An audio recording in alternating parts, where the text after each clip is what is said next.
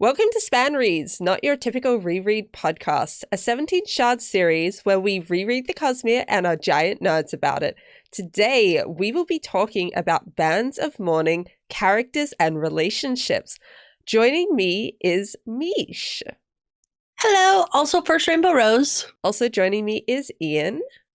Hey, I'm your writer. And also joining us is Rosemary.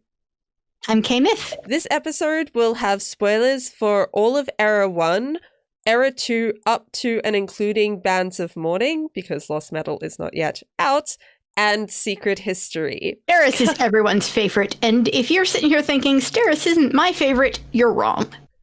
You're not wrong. You just haven't realized Steris is your favorite character. Yes. Just think about it a bit more and you'll come around. Yes. This is the book where she really comes into her own. My first read through book 1, I was like, ugh, she's annoying. Book 2, I was like, okay, she's okay. But book 3, by the end of book 3, I cannot think of a single person whose opinion of Steris did not change by the end of book 3. Because those who hated her at least liked her by the end of book 3, and those who liked her at the beginning adored her by the end of book. She's amazing, and I love her. It is quite fascinating seeing that change in the readers over time, because Brandon's done good character arcs that have made people change their minds before, but this isn't just a character arc, it's also all the relationships involved with the character, and it is really fascinating to see just how beloved she has become by this point, and it's just needed some narrative shifts to allow her to blossom in that way that everyone can now see just how amazing she actually is. Yeah, because it's like an Alloy, we only see her as the very diplomatic, we are arranging a thing, and then she gets kidnapped. Yeah. And we don't see her for most of the book. She's the damsel that we're not meant to like, is the other thing. She's in the first book, she's mostly a plot device. Yeah. And Shadows, we see a bit more of her, but she gets sidelined fairly early on so that everybody else can deal with Palm. But this book, she does take an active role throughout the entire book. And we get to see that all of her weirdness is just her being genuinely herself. Really drives home that she is definitely on the autism spectrum, because a lot of the things she does in order to understand the world are the same things that a lot of folks on the spectrum do every day. And knowing that and seeing a lot of some of the traits of family and friends reflected in this character is just such a wonderful thing to see for me. I love her lessons on how to be political. First, you have small talk. And also, oh good heavens, do I love vicious Steris, where she's like, okay, you want to take off the gloves? Let's take off the gloves. And I'm going to smile and be polite. And at the end of the conversation, if somebody asks you what I did that was wrong, you won't be able to point to it, but you know that you're going to you were just put down. Have a nice day. Bye-bye. It's the way it is the fine art of telling someone to go to the hot place and having them thank you for it afterwards. Yep.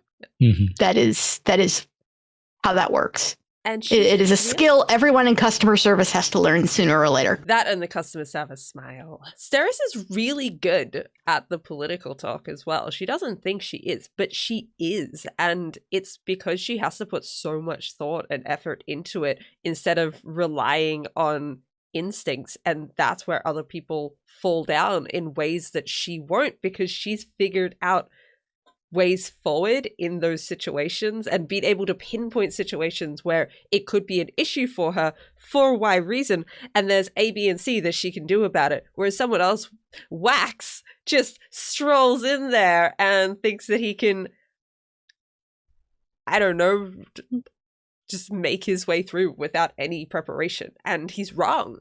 Fumble into the answers and it'll all be fine, right? Yeah, it's like It shouldn't you be have, that like, hard. like the people who have the natural aptitude for it never have to work at it. So when they like get to something that exceeds their ability, they're like, I don't know how to process this. It's like for like in school, like the gifted students like get by on like, oh, like I can just remember this. Like I don't need to study.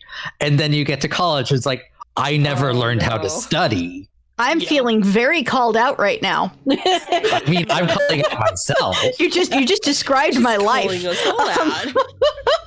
Yeah, it's just like, oh yeah, like I never learned how to take notes effectively because I would just remember things. Yeah, I same experience. I went to college and I ran into a brick wall and like, well, who put this here? Why can't I climb over it? What's going on? Yep. Looking at my my grades across my university degree, they got significantly better once I had enough experience of how exactly the university than when I first started, which did not go as well, even though I was one of those high performing kids in high school, but it's a different kettle of fish. Yeah, add the giftedness to masking having ADHD as a child. That was a whole extra layer of problems that I didn't even realize I had till I hit about my late 30s. I'm like, oh, that's why I'm like this. Yep. Yeah. I mean, I'm not lazy? Whereas with like Steris, like she didn't have the natural aptitude. Like she started from ground floor and built all of the tools she needed to succeed. And it's like, yes. Which is how someone on the autism spectrum has to do it. I mean, I think I don't remember if I've talked about it on SpanReads before, but I've talked because, we spend so much time in between our recordings.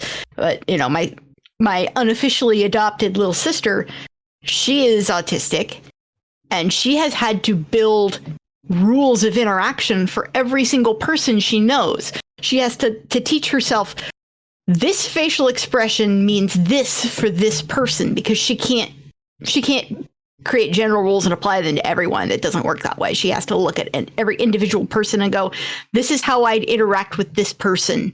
And here are the social rules for us. But it doesn't work for anyone else.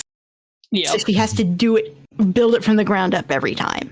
And there would be times where she would actually have to she'd come to me and say, James, which is my husband, James isn't mad at me, is he? No, honey, he just has the best poker face in the world.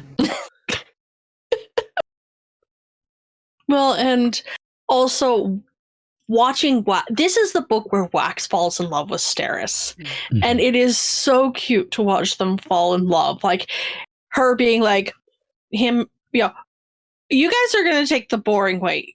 Do we have to? Marasi, meanwhile, turns around, Steris. Okay. We're doing that. We're going up the. Okay, I'm already ready to go. And Steris loves that Allomancy jumping. Oh, yeah. She's just so cute. And the scene with them above the clouds, like that is probably, I would argue that's probably one of Brandon's most romantic and sweet scenes in any of his books so far. It has to be the scene where Wax takes Steris above the clouds to see the stars. Definitely Brandon's best romance. Which is not something I would. It's still the man. We know all of his romances go from 0 to in love with like no build up, and this is the one that has the best build up, which consists of like 5 scenes on screen, and you can at least tell that Steris has fallen for Wax long before he has even figured it out. Yeah. But it's believable by the end when when he shows up and surprises her and they get married.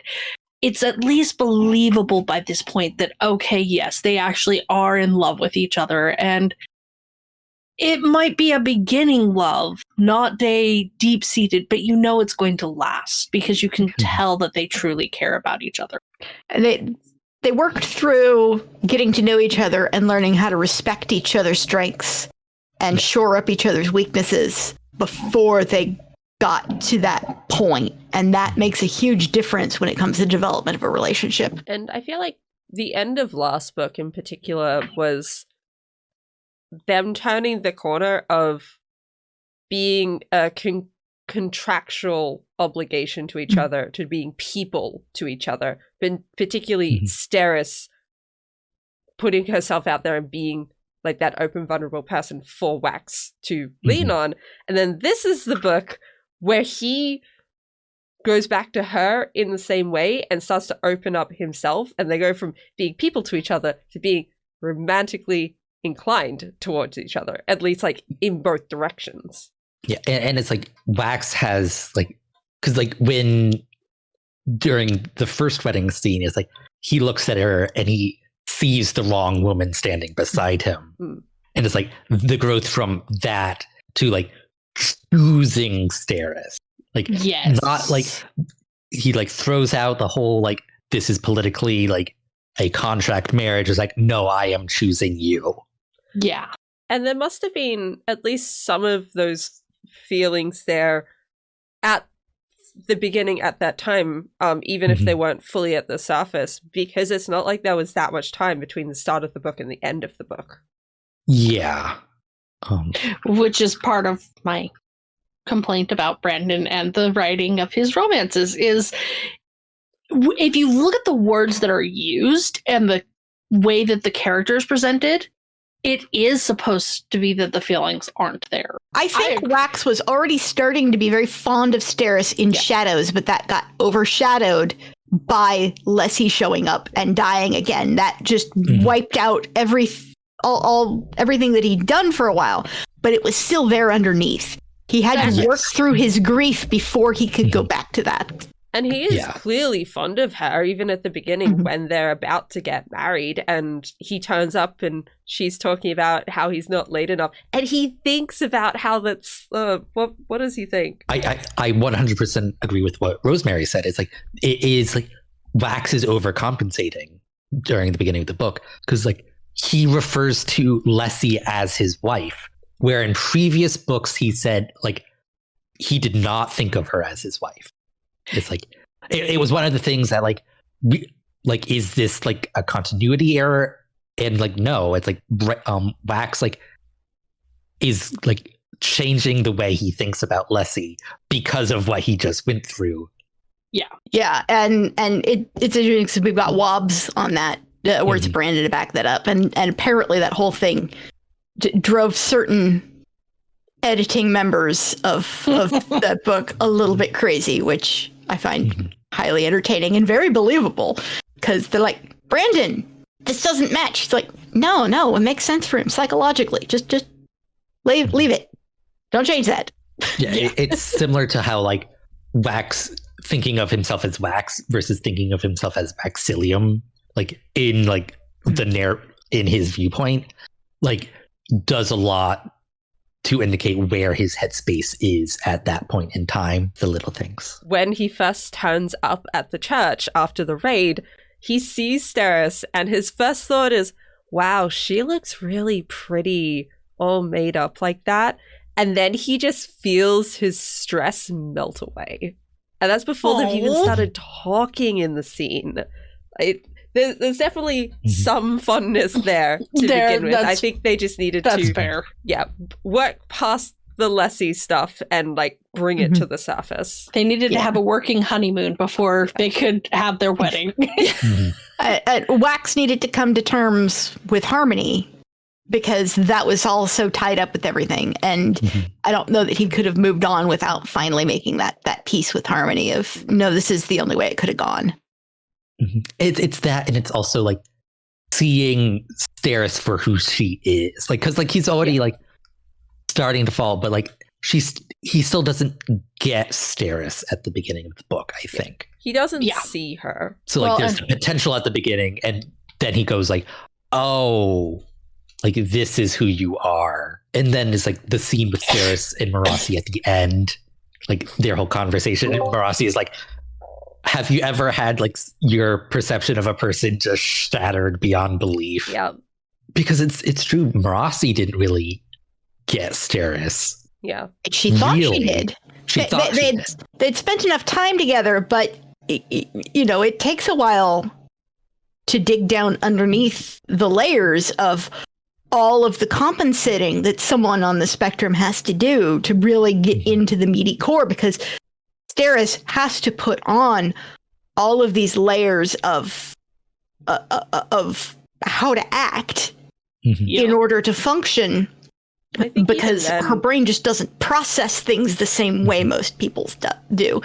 And you can tell at that point that they've spent enough time with each other that Marasi thinks she has a pretty decent handle on Steris, and in a lot of ways she does, because like she can advise Wax of like she's cross-stitching. This is a problem.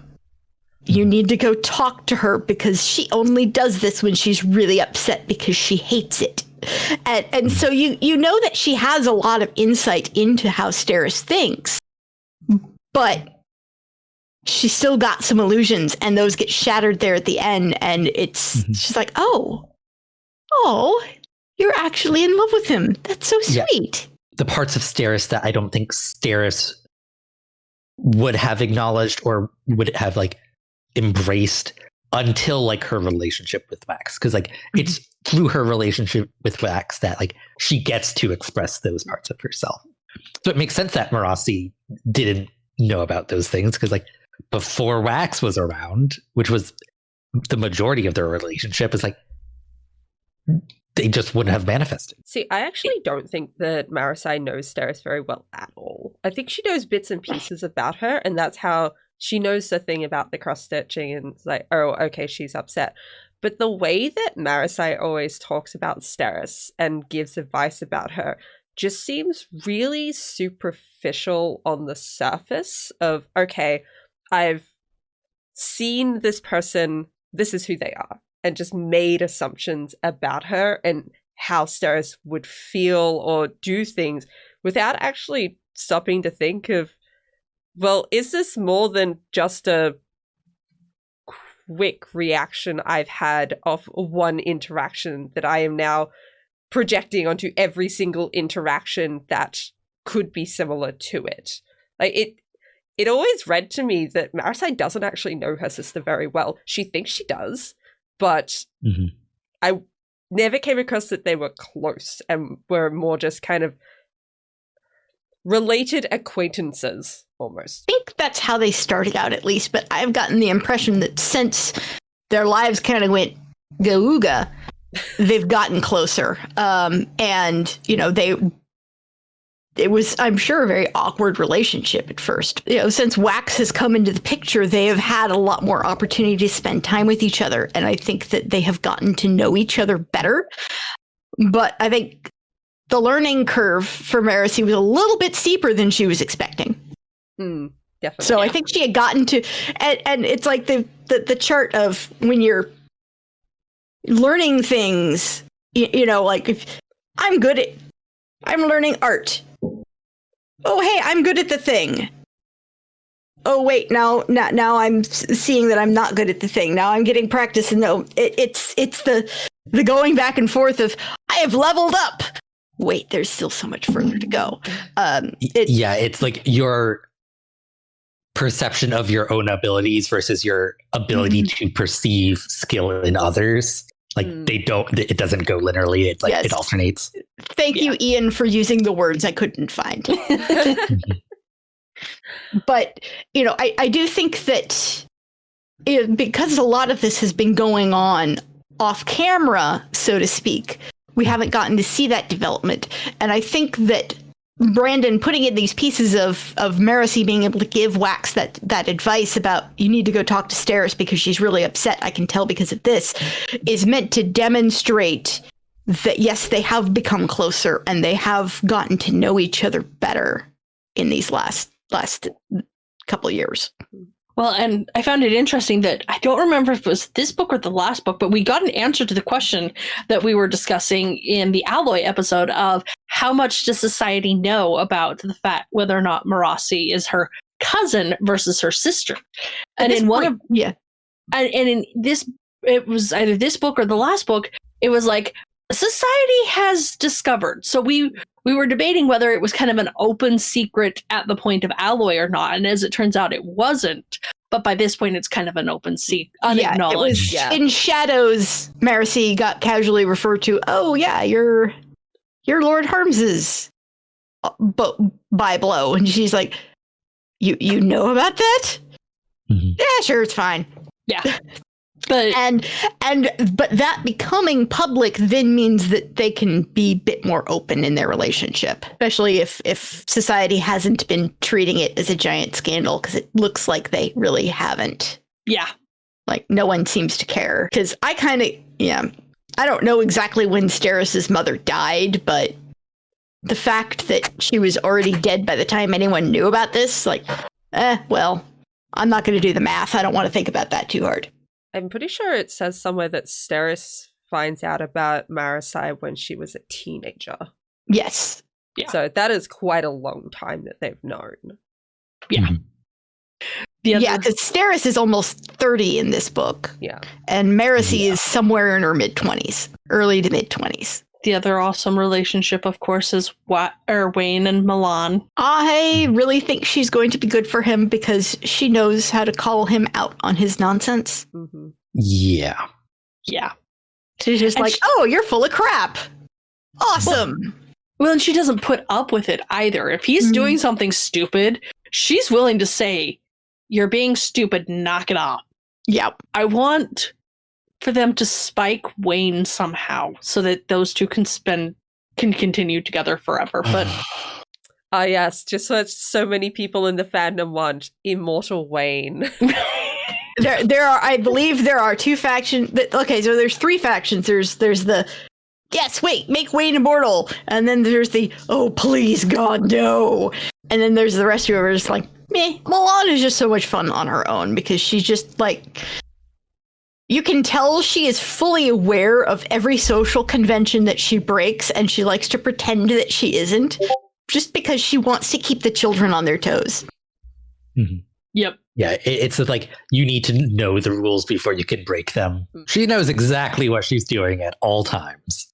And she up to and including when Marcy's like, am I going to die? She's like, oh yeah, nothing I can do about that kid. Oh, you mean now? Haha. Yeah. Brat. I feel like she's actually just a little bit what's the word? Distracted. No, sort of like clueless isn't the right word, but I actually just don't think she realized what Marasi was asking and was just thinking in the I'm a Kandra who has lived centuries. Of course people are gonna die. And not realize the scope of what she was actually talking about. I could definitely see that. Yeah, it's like, at least at the beginning, I don't think, like when she asked the question, I don't think Milan picked up on it. I think partway through, she realized before, it's like, she said she realized, and like, definitely like, laid it on a little it up. Yeah. Like, but like the initial instinct is like, yeah, you're gonna die. Like you're a human. Like, of course you'll die. You're human. The thought of like, why is she asking? Oh, that's why she's asking that question. Yeah, I'm gonna let her suffer for a bit. The other big relationship I think from this book is Wax and his sister, and like watching their relationship and. Like, because you see their relationship in the prologue as she's just like, oh, you're the annoying brother, go away. Yeah, and you find out that she's the older sibling, which tracks. Yeah. She's just like, you are my annoying little brother who tattles on me constantly. Go away. And which I can identify as the annoying younger brother who would tattle on my older sister. But it's like, I have a much better relationship with my sister than Wax has with Jelson. I can sure say that. Yeah. I mean, and here's the thing. I saw the Telson betrayal coming like half a book ago because I'm just like, there's no way that she's really a captive. I bet she's actually like in charge of the whole thing. And I was right. I didn't see it that far back, but as soon as she gets picked up, I'm like, no, yeah. Suddenly, well, and especially when it's very subtle, but the way that they see her and they're like, oh, well, don't shoot. And you think it's like, don't shoot the ship. And it's like, no, don't shoot the boss. Mm. And then she does her heel face turn. And fortunately, Wax picked up on that much sooner than he picked up on Palm being Lessie. So, he's learning. Mm-hmm. And the Emerald's, he doesn't love his sister as much as he loved his not quite wife. Yeah, well, I mean, he hadn't seen Telson in a very, very long time. So they were essentially strangers to each other. So, he didn't necessarily know, but he was able to be emotionally removed enough to see the clues that told him that maybe something's going on here. Because, she deliberately tripped Wayne on the ship, and that was why the pack fell, because she wanted to make sure that they knew that they were up there, and then she goes and she's like, nope, full on evil. Well then, yep. I mean, I'm sure she thinks she's doing the right thing, but when you're trying to murder your brother, maybe that's a clue that you're not necessarily doing the right thing. She does. Maybe you guys could have a conversation instead. She does come across a little bit caricature evil, in the end. Yeah. She's ordering their uncle around like he's some kind of peon, and he's going along with him like, damn, girl, what did you do these last 20 years?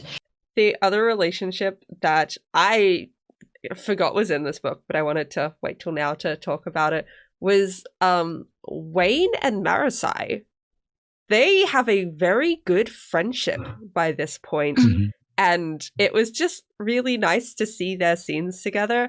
And there was 3 that jump out, where there's the one just after the wedding where she goes and finds him and he's getting drunk. And they have like a pretty nice heart-to-heart conversation, which is not something I would expect Wayne to have with really anybody, but to have someone there that he does feel comfortable talking to, that was really nice to see. And of course, Marasai then calls him out on everything with Renette, and he listens as well, in a way that he doesn't listen to other people saying that, or he probably wouldn't have listened to Marasai 2 books ago about that.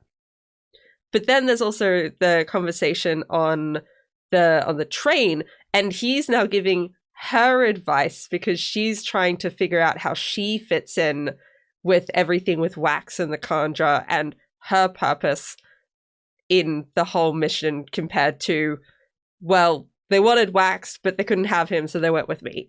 And he gives her some really encouraging advice. And then later, when they're doing the grave robbery, but before that, they have to go to the bank and get information. And she is just carrying a little bottle of alcohol that she just casually pulls out at one point and puts on the table, because she knows that Wayne is going to have stolen the thing she needs, and she needs to get him to switch it back without having to tell him. That, I think, speaks to just how well she knows Wayne as a person and how well they can interact with each other and synergize, that he didn't even realize that that's what she was doing. Whereas I think, like, if somebody else had done that, maybe it would have tripped him a little bit more. But I really like their friendship in this book. I forgot that it happened, and I really, really enjoyed it. Or their friendship in general of, okay, here's what we're going to do. We're going to do this ridiculous thing, and Rossi walks in, I'm a cop.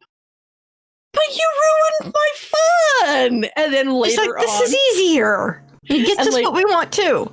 Yeah. And then later on, it's like, no. This time, we're doing things my way. And she's like, okay, we're doing things your... Like, just the give like I planned the whole time.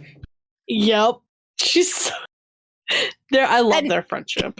And I love how she manages to bring out that little serious side of him, and you get to see these little glimpses of who he could be if he would just get over himself a little bit. And you see these wonderful depths of character to him that he doesn't show nearly enough. Also thinking about Marasi, of course, I'm a romance girl. How cute is her crush on Alec? Yeah. I don't think she has a crush on Alec at this point. I think Alec has a crush on her. I mean, she does try to impress him. I'm an Allomancer too.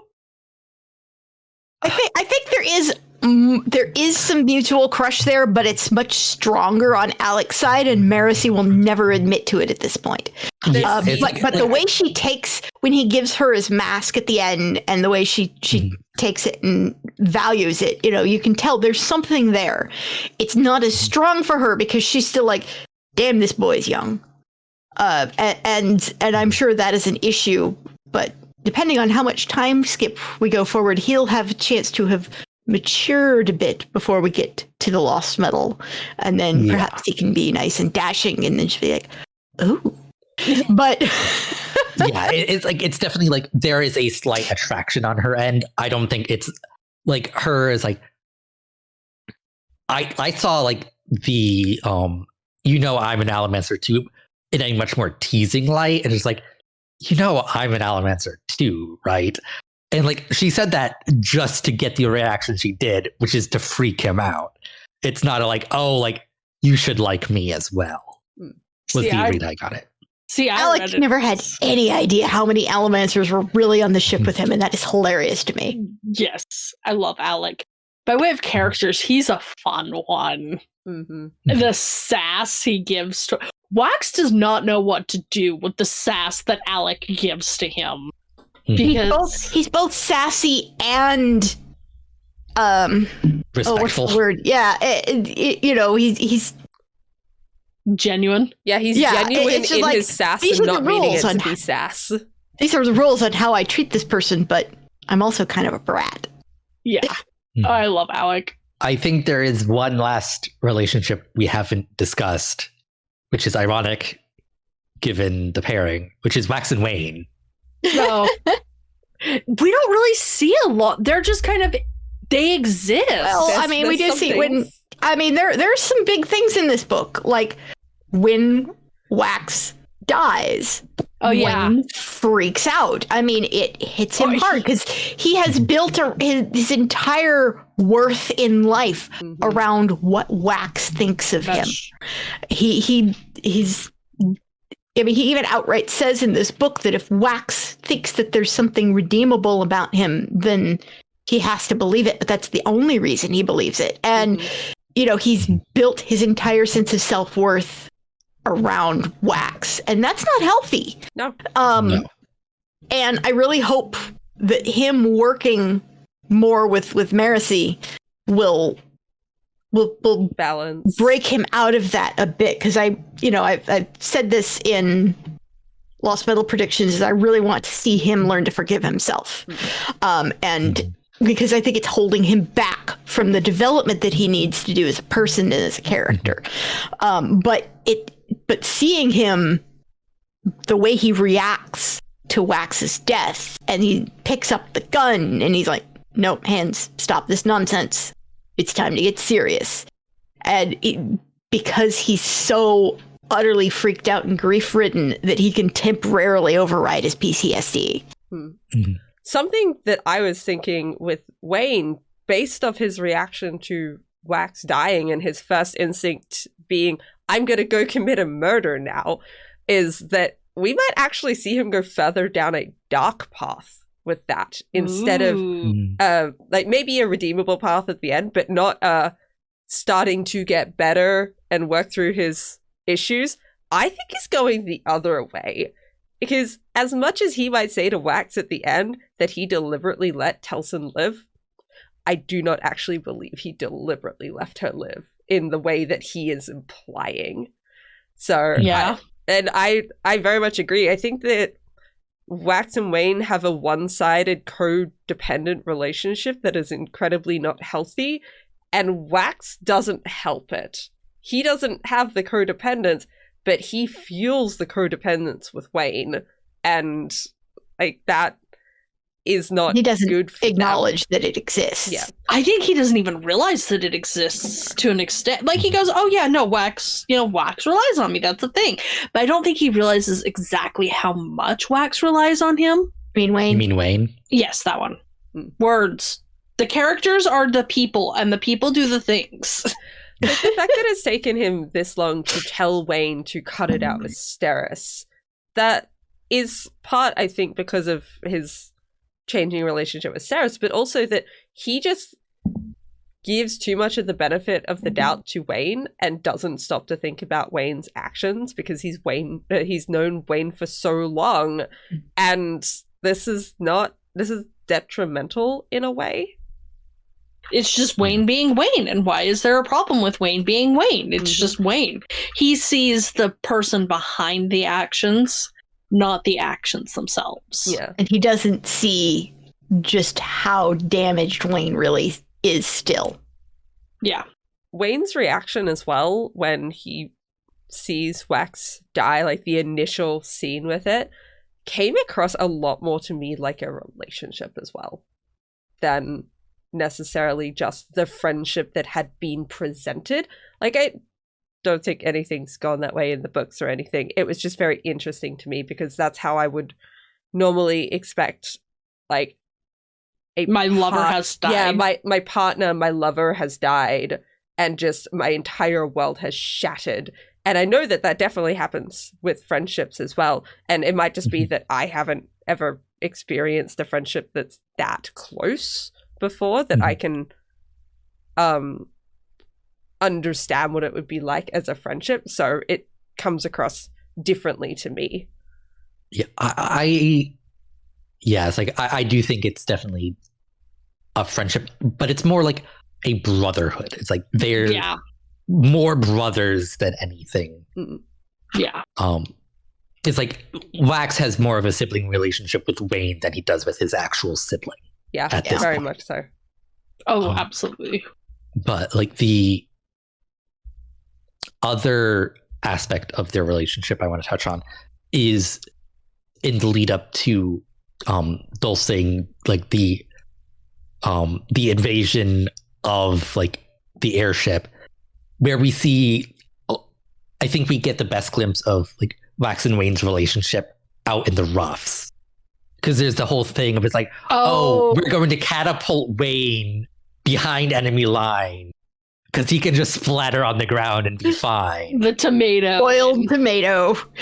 Yes. And it's like they have code names for different tactics. It's like, I really think that's like how they interacted before Marasi, before Steris, like before Malon were around. It's like that's like the purest original Wax and Wayne relationship, and it's hilarious. And like that makes more sense for why Wax doesn't pick up on like the way Wayne treats Steris. Is like because like he's still very much in that like like he's still thinking of like Wayne in terms of like their relationship in the roughs, where those things weren't happening. And he's already gotten so desensitized because he never said boo to how Wayne treated Renette. And that must have gone on for years. Yeah. And he's just like, Renette can take care of herself. Well, yeah, it is like but he knows on Renette the other can hand, take care of herself. You could maybe make Renette's life a little easier, which is probably why she's pissed off at you too most of the time. Because Wayne is the one who's bothering her, but you don't say boo about it. Yeah, but like that's a good point. It's like Wax knows Renette can take care of it. And so like he's lumping like, okay, like even if he does pick up on the way Wayne treats Steris, like he's lumping Steris in with Renette. Like, oh, Renette can take care of Wayne, like no problem. So he assumes Steris can like take care of Wayne. When it's like, no, like their interaction is entirely different. Like, and even so, you should have said something about what Wayne was doing with Renette anyway. because that wasn't cool. Just because she's capable of handling him doesn't mean that she should have to. Well, thank you for watching, everyone. You can find us at 17shard.com for your news, discussion, theories, and fun that you could ever want. You can find us on Facebook, Twitter, SoundCloud. You can leave us a review on iTunes, subscribe on YouTube, and support us on Patreon. See you all next time. Bye. Bye.